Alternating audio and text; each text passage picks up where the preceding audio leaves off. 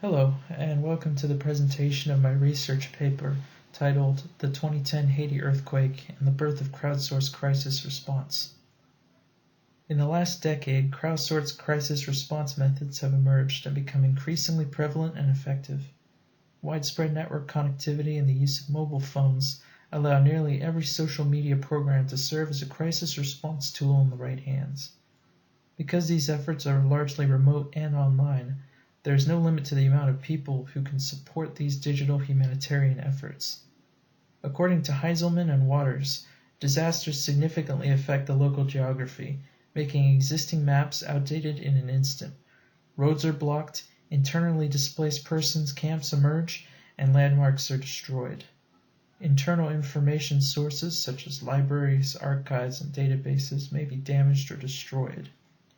This necessitates a crisis response that is both very timely and able to adapt to a rapidly changing environment. These crowdsourced response efforts first began to be used in response to the 2010 Haiti earthquake.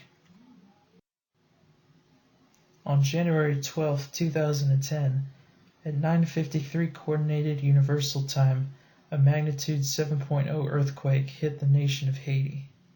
By the end of the entire event, after at least 52 aftershocks, it is estimated that 316,000 people were killed, 300,000 were injured, and 1.3 million were displaced. 97,294 houses were destroyed, and 188,383 were damaged in the earthquake. Haiti's infrastructure was devastated, leaving thousands of people in need of food, water, and medical assistance.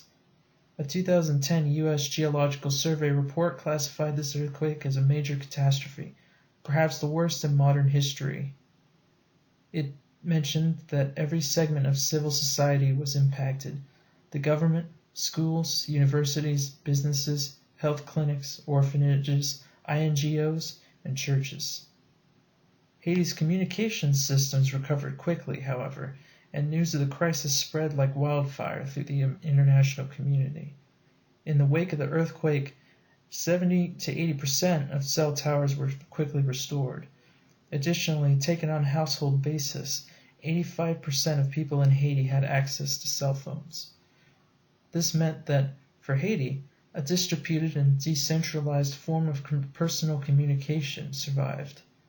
Up until this point, Haiti had never had the equivalent of a 911 phone service for emergency response, but this surviving distributed and decentralized information network would rapidly become the beginning of a crowdsourced crisis response.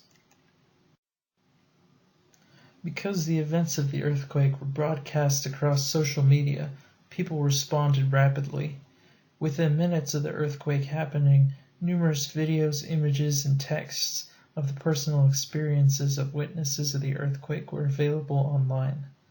Within less than 48 hours of the earthquake striking, more than $8 million in donations were received via text messages due to campaigns spread across the social media websites. Additionally, tools as simple as Facebook mobile application widgets were an essential way of organizing rescue missions and saving hundreds of people stuck under rubble with no means of communication but the social media sites. Across the world, thousands of people from among the Haitian diaspora were exchanging information with each other and with those within the crisis-affected regions of Haiti.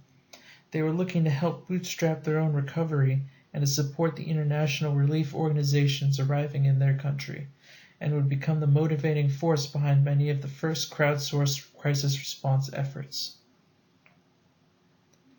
There were three major types of crowdsourced crisis response efforts deployed after the 2010 Haiti earthquake. The first type included social media platforms such as Facebook and Twitter. These were the first platforms to be used, as they were already set up and available to the public. The second type of crowdsourced crisis response platform was over the phone. It was called Mission 4636, a bootstrapped emergency hotline service that aimed to put people in need in touch with services that could help them. The third type was via digital maps, called Ushahidi and OpenStreetMap. They were services that allowed people to report incidents and place them on a geographic digital map, creating a visual database of crisis events and areas. These crowdsourced response platforms often worked in tandem. Here we see an example screenshot of the Ushahidi Haiti website with a banner pointing to Mission 4636.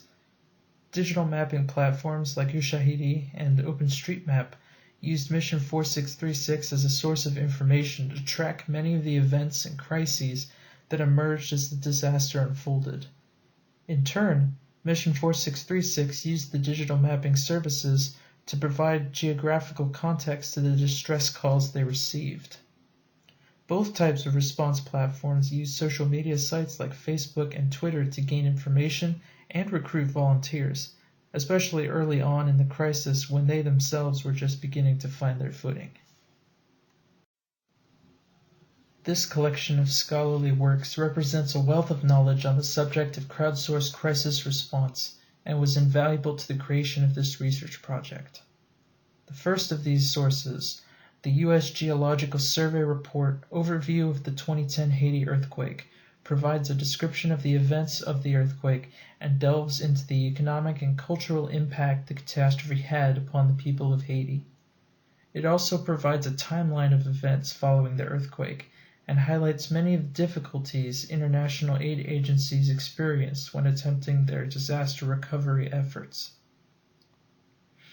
Next, Besaleva and Weaver's 2016 paper, Crowdsourcing for Emergency Response, discusses the ways in which social media are relevant to crisis response. It examines the ways in which Web 2.0 and Web 3.0 principles are being incorporated into disaster response and highlights how trust in the capabilities and reliability of social media is consistently growing. In order to further these claims, the paper uses the crowdsourced response to the 2010 Haiti earthquake as an example, and discusses the ways in which social media made a positive impact on the recovery effort. Next, Robert Monroe's 2013 report, Crowdsourcing and the Crisis Effective Community, Lessons Learned and Looking Forward from Mission 4636, contains his observations and reflections from his time in a leadership position of the Mission 4636 project. He reflects on what went well, what issues that the team struggled with, and details the ways in which Mission 4636 collaborated with other crowdsourced efforts. He compares different social media platforms and crowdsourcing efforts in terms of effectiveness. Finally, he argues that future crowdsourcing efforts should focus on incorporating the crisis-effective community into their crisis recovery efforts, because the crisis-effective community has better knowledge about the affected area and population than anyone else. Next, Heinzelman and Waters' 2010 report, Crowdsourcing Crisis Information in Disaster-Effective Haiti, examines the ways in which the open-source crisis mapping software Ushahidi aided in the 2010 Haiti recovery effort. Additionally, it provides a detailed critique of the traditional disaster response system employed by international relief agencies. This critique includes several specific instances in which the international relief agencies struggled to effectively process information, and thus failed to provide effective aid to Haitians in need. It argues that crowdsourced disaster response efforts can help to fill the information needs of these agencies and therefore greatly increase response effectiveness. Finally, Anderson-Tarver's 2015 paper, Crisis Mapping the 2010 Earthquake in OpenStreetMap Haiti, provides a highly detailed and technical examination of the ways in which OpenStreetMap contributed to the 2010 Haiti relief effort. It discusses the relationship between crisis mapping and Web 2.0, analyzes the mapping process in pre- and post-earthquake Haiti, and discusses the role crisis mappers play in the response efforts, and then finally discusses the evolution of the OpenStreetMap platform throughout the relief effort. What many of these sources agree upon is that the devastation in the wake of the 2010 Haiti earthquake was so total that many international relief organizations struggled to keep up with the constantly changing situation. This paper argues that in order to effectively respond to a catastrophe on the scale of this earthquake, crowdsourced methods, especially those employing the crisis-affected population, must be incorporated into official disaster response efforts. In the advent of the catastrophe, international aid organizations struggled to be effective when navigating the devastation of post-earthquake Haiti. The traditional information sources that they had relied upon, such as Haiti's government databases, were largely destroyed, and the geographical maps they relied on were quickly invalidated by the catastrophe. These organizations did not have the information processing systems in place to be able to comprehend the vast swaths of information that were being produced by social media. Additionally, false reports of violence by the media led to excess caution by international aid organizations, who refused information access to local community leaders and limited their cooperation with the crisis-affected population. This was identified as a critical mistake by researchers, considering that crowdsourced platforms found that Haitian citizens and the diaspora were by far the most effective volunteers. In his reflection on the Mission 4636 project, Monroe observed that some response calls would take up to 4 hours to complete when they included non-Haitian volunteers only. When volunteers from the crisis-affected population were processing the calls, the median time for completion was about 5 minutes. This is because volunteers from the crisis-affected population speak the language and understand local dialects. They have the context to quickly process slang, and they understand local geography. When the crisis-affected population is not allowed to contribute to the response effort, such as what happened between local community leaders and the international relief organizations, their valuable knowledge and expertise goes wasted. All these weaknesses, however, can be seen as gaps that crowdsourced response platforms could fill. They can handle the deluge of information coming from social media, and they can effectively incorporate the crisis-affected population as volunteers. Many promising instances of cooperation between traditional and crowdsourced crisis response platforms have emerged from the catastrophe, such as when the U.S. Coast Guard used Mission 4636 as a translation service and information pipeline. Additionally, since the 2010 Haiti earthquake, several organizations and governments have begun to incorporate crowdsourced methods in their own disaster response procedures.